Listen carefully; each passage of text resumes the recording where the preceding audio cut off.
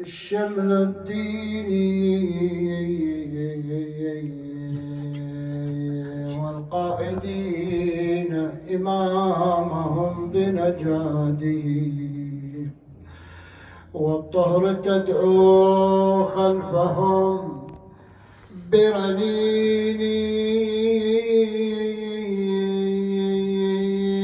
خل ابن عمي أو لأكشف للدعاء رأسي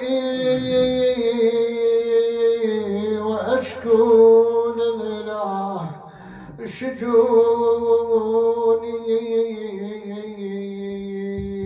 ما كانت ناقة صالح وفصيلها بالفضل عند الله لا دوني. المن تتجه الزهراء يقول الشاعر ورنت إلى القبر الشريف بمقلة عبراء وبقلب مكمد محزون.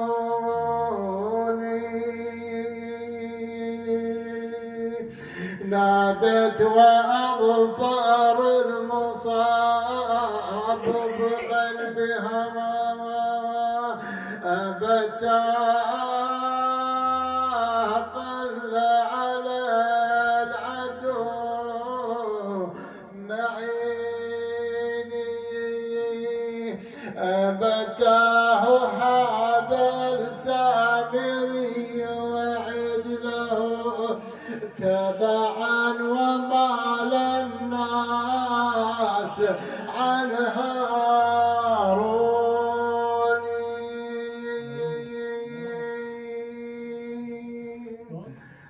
لا حول ولا قوة إلا بالله العلي العظيم. إنا لله وإنا إليه راجعون. وسيعلم الذين ظلموا أي منقلب ينقلبون والعاقبة للمتقين. قال الله تعالى في محكم كتابه العزيز: بسم الله الرحمن الرحيم: إن الذين يؤذون الله ورسوله لعنهم الله في الدنيا والآخرة وأعد لهم عذابا مهينا. صدق الله مولانا العلي العظيم. طيبوا مجلسكم بالصلاة على محمد وآل محمد. اللهم صل على محمد وآل محمد. الآية كما معروف ومشهور عند المفسرين من سورة الأحزاب، وسورة الأحزاب هي سورة مدنية نزلت في المدينة. هذه الآية المباركة جاءت بعد آية الصلاة على النبي: إن الله وملائكته يصلون على النبي يا أيها الذين آمنوا صلوا عليه وسلموا تسليما. اللهم صل على محمد وآل محمد. وبعد هذه الآية جاءت أيضا آية: والذين يؤذون المؤمنين والمؤمنات فقد اكتسبوا بهتانا واحتملوا بهتانا عظيما. فالآية اللي بعدها هي آية تخص الإيذاء للمؤمنين والمؤمنات، لكن هذه الآية فيها أذية علما لله سبحانه وتعالى وللرسول. السؤال اللي يطرح: هل يصح أن نقول إن الله يقبل الأذية من البشر من مخلوق؟ قطعا الله سبحانه وتعالى منزه عن هذا الأمر، لا يمكن أن يصح نسبة الأذية لله سبحانه وتعالى. فلا يقول أحد إني أذيت الله سبحانه وتعالى مثلا، ما يصح هذا، والله سبحانه وتعالى منزه من هذا الأمر.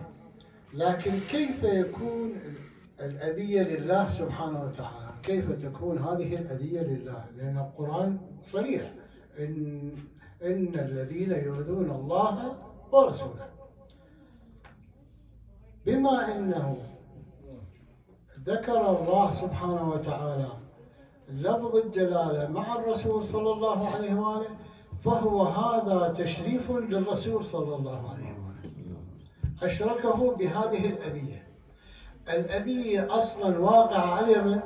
على الرسول صلى الله عليه وآله. فبما أن الرسول يتأذى لكونه رسول، والرسول ما عنده إلا ربه، فالله سبحانه وتعالى قال أذيتك أذيتي، أنا مشترك في كل من يتأذى يؤذي الرسول فهو يؤذيني. لماذا؟ لأن الذي يقصد الرسول يقصد ربه. إنما يقصد الرسول يستهزئ بالرسول، إلى هاي نوع الأذية، يستهزئ بالرسول يعني يستهزئ بالله سبحانه وتعالى. ليش؟ لأن النبي صلى الله عليه وآله يحكي رسالة الله سبحانه وتعالى، هذا المعنى. ولاحظ الشدة في هذا الأمر، أن الله سبحانه وتعالى لعنهم في الدنيا والآخرة. في كثير من الآيات اللعن موجود، لكن في الدنيا ما موجود. اللعن في الدنيا وفي الآخرة ما موجود إلا في هذه الآية. ففي هذه الآية لعنهم في الدنيا. إذن ما هو اللعن في الدنيا؟ أصلا تعريف اللعن ما هو؟ هناك رأيين في تعريف اللعن. الرأي الأول قالوا أن اللعن هو طرد أو إبعاد من رحمة الله تعالى، طرد من أو إبعاد من رحمة الله تعالى. هذا الأمر إذا كان في الآخرة. أما في الدنيا يقول المفسرين إنه طرد من رحمة الله من قبل الله سبحانه وتعالى، لكن من قبل الناس بعض المفسرين يقول إنه هو الشتم والسب. الواحد يقول الواحد يقول لعنة الله عليه، ما يقصد هو الدعاء عليه بالطرد من رحمة الله، وإنما يقصد سبه وشتمه. هذا رأي من الآراء. الله زين كيف يكون الطرد من الرحمة في الدنيا؟ بأي طريقة؟ يقول في الاعتقاد هو طرد من الإيمان، وهناك عدة مراحل للطرد من هذا الأسلوب، من هذا النوع من الطرد في الدنيا. مثلا يقول ولعناهم وجعلنا قلوبهم قاسية. هذا واحد من عدم أنه يجعل قلب قاسي كالحجر، لا يقبل الإيمان ولا يقبل النصح ولا يقبل الرشاد ولا يقبل الهدى أبدا، بعيد عن هذا. أو يقول ولعنهم الله ولا يؤمنوا وجعلهم ما يؤمنون إلا قليلا، ما يدخل الإيمان في قلوبهم إلا شيء قليل. أيضا نوع ثالث وبكفرهم لعناهم فأصمهم وأعمى وجعلنا قلوبهم قاسية يحرفون الكلمة. وهاي الآية لا جعلنا فأصمهم وأعمى أبصارهم. هاي يعني خليك بعد كل حقيقة للإيمان ما تراها. وأنت تشوف أنت بهذا اللعن موجود عند بعض الناس حتى في ذلك الزمان، إنه لا يؤمنون أبدا، رغم أنه عايشين تحت ظل النبي، عايشين تحت ظل الإمام، لكنهم أصلا لا يرى الحق، لا يرى الحق. والإيمان ما هو الإيمان؟ هو الإيمان هو رؤية حقائق الأشياء، من حقائق الأشياء والإيمان بها هو هذا الإمام علي عليه السلام. هو هذا جعل المحك. حتى عائشة تقول نحن زوجات النبي، قيل وما أمير المؤمنين، ما علي، يقول لهم علي المحك. يعني هو المؤمن كان يعرف بولائه لأمير المؤمنين، المؤمن كان يعرف بقربه من أمير المؤمنين. هكذا في زمن النبي كان يعرف حتى أولادهم كانوا يعرضون الإيمان على علي بن أبي طالب عليه السلام، يشوفون هذا مؤمن أو غير مؤمن، يشوفون هذا طاهر أو غير طاهر. هكذا كان أمير المؤمنين هو المحك. ولا تستبعد أنه هو كان، أنه من الشاعر مثلا الشاعر العباسي الناصر العباسي يقول ولو أن عبدا أتى بالصالحات غدا وود كل نبي مرسل وولي وعاش ما عاش في الناس آلاف مؤلفة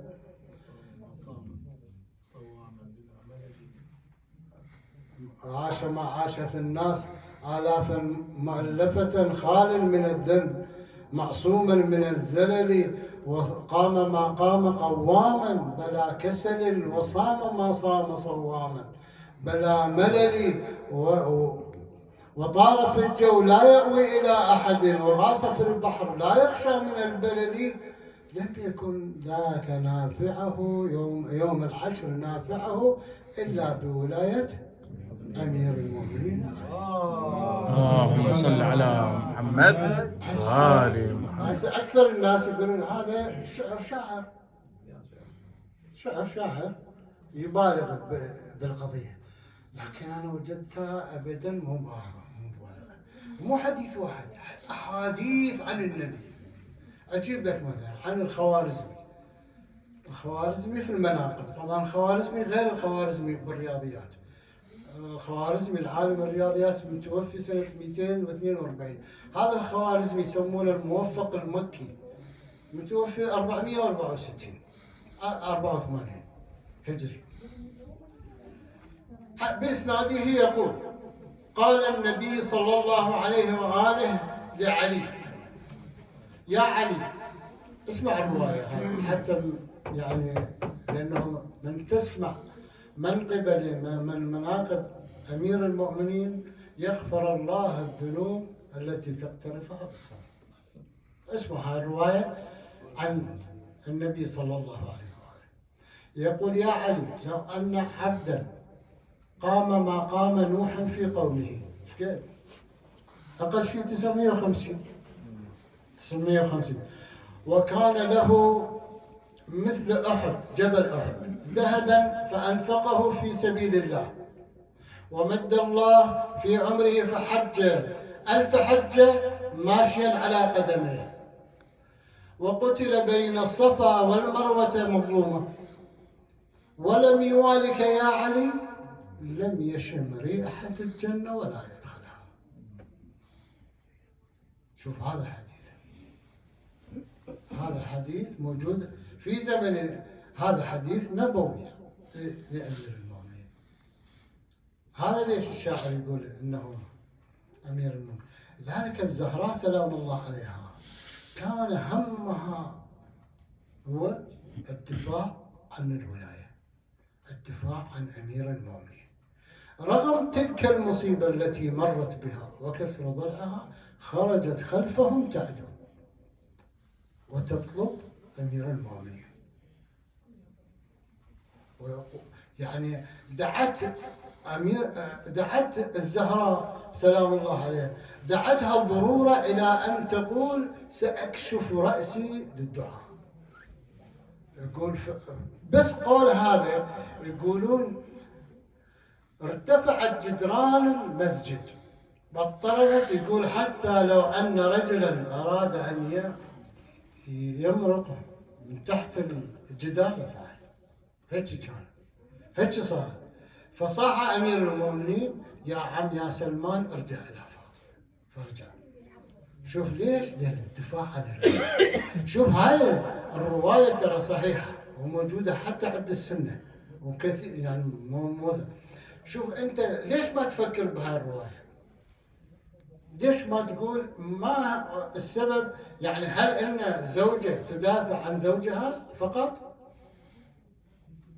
وهي بذلك المصاب؟ هي خلت بنفسها شنو صار بها. لكن هناك أمر أزيد من يتطلب التضحية ولو بالنفس، وهو الحفاظ على الإمام سلام الله عليه.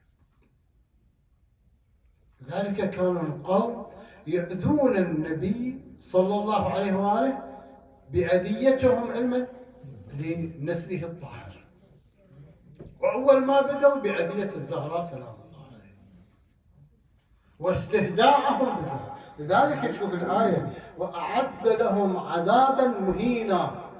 ترى هاي مهينة من جزاء العمل، العقاب دائما يكون من جزاء العمل.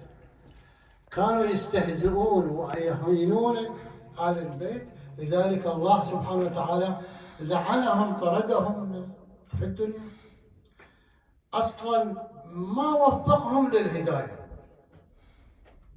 ما وفقهم حتى في دخول الإيمان في قلوبهم، ما وفقهم حتى في آخر اللحظات أنه يتوفقون إلى يعني شيء من الهداية. ما توفقوا، مو اجوا للزهراء يعتذرون.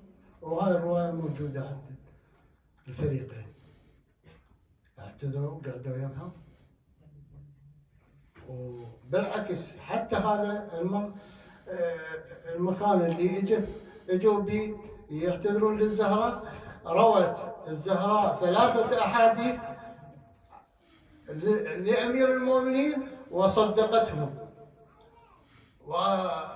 وصدقوها وقالوا نعم سمعنا ذلك من رسول الله صلى الله عليه وسلم. اللهم اشهد. فقالت لهم أنا لا أكلمكم ولا أرضى عنكم.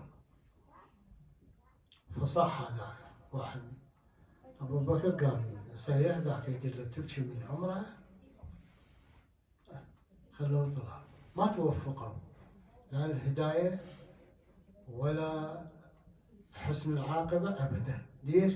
لأنهم كانوا يؤذون النبي، في أذيتهم للنبي يؤذون الله سبحانه وتعالى.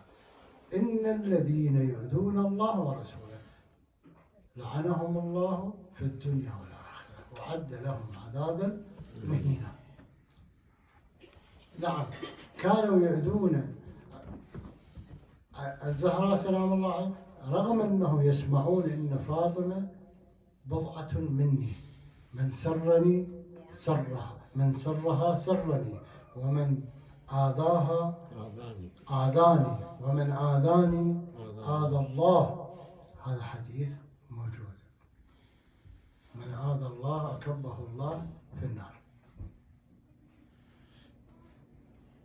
لذلك في هذه الليلة لم تستمر الزهراء بمرضها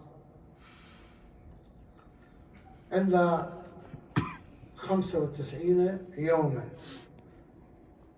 بقيت بعد استشهاد أبيها سلام الله عليها في بيتها عليلة مقصبة الرأس، ناحلة الجسم، منهدة الركب، يغمى عليها ساعة بعد ساعة. هاي الرواية عن الإمام الصادق عليه السلام.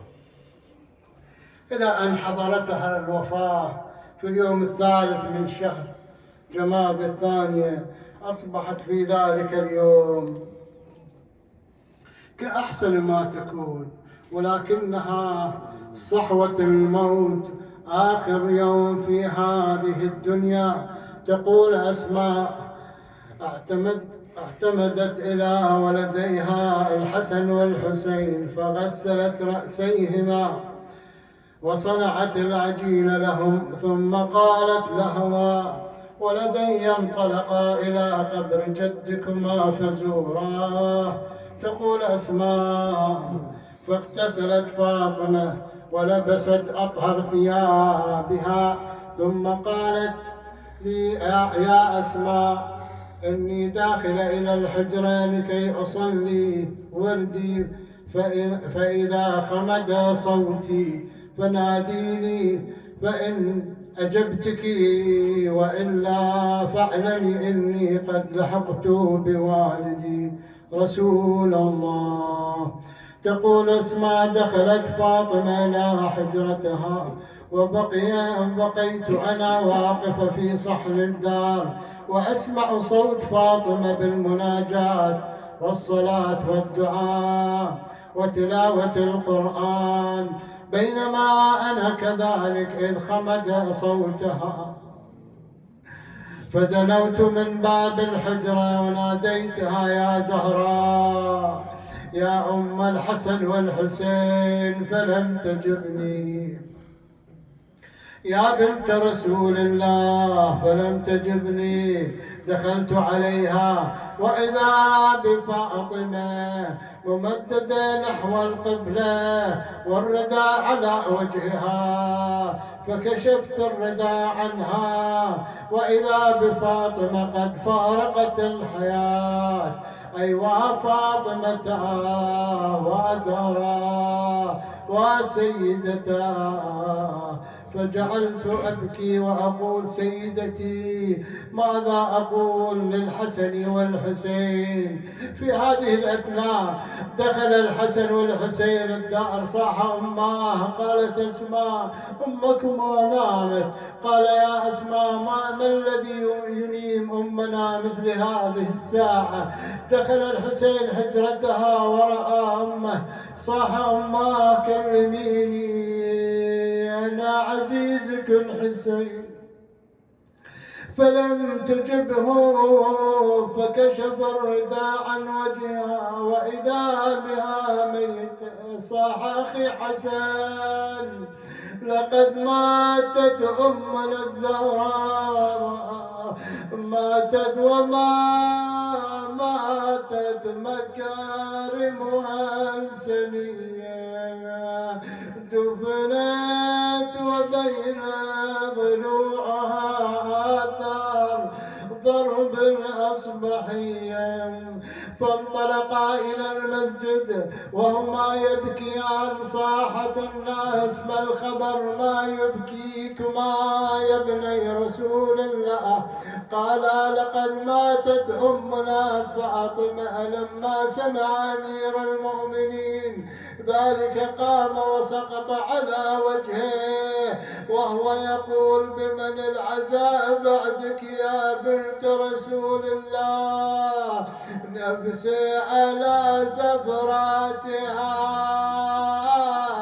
محبوسة، يا ليتها خرجت مع زفراتي، لا خير بعدك في الحياة، وإنما أبكي مخافة أن تطول حياتي.